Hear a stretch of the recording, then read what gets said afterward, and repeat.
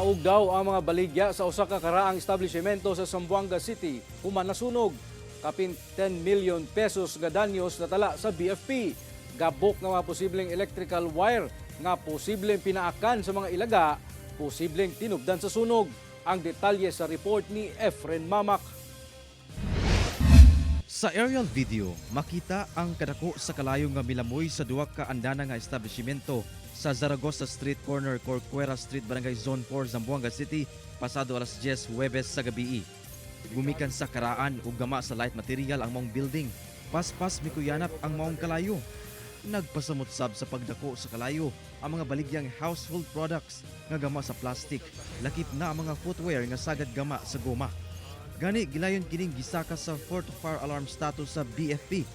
Busa gawas sa tubig, migamit na og chemical ang BFP aron mapakgang ang kalayo. Yung nahihirapan ng mga tauhan natin dahil nga sa content ng tindahan, yung mga goma, plastic. So, nag-resort na rin kami na paggamit ng 8FFF, parang chemical po ito, na para at least kasi kung water lang, medyo mahirapan tayo. Hinoon banda 7:41 sa gabi under control na kini ug kinaugmaan pa gideklarang fire out human ang himong overhauling.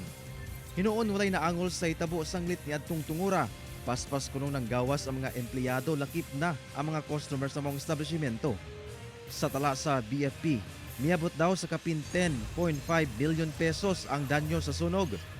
Daan ug gabok nga mga wire nga posibleng gipangpaak na sa mga ilaga nga nagmugna og electrical spark ang hinungdan sa sunog. Initial investigation, ang initial ko natin cause ng fire nga itong sa second floor daw nagkaroon ng initial na electrical spark. Siguro dahil na rin sa tagal na ng building, yung mga wiring niya medyo critical na siguro, pinagat na ng mga daga. Atol sa hitabo, gibutyag sab sa BFP nga ang hinay nga pressure sa fire hydrant sa mga lugar nagpalisod sab sa pagpakgang sa kalayo.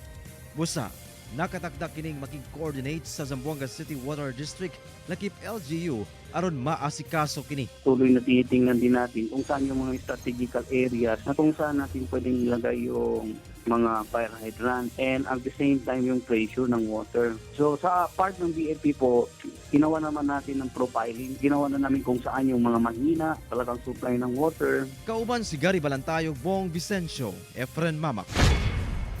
1 Mindanao.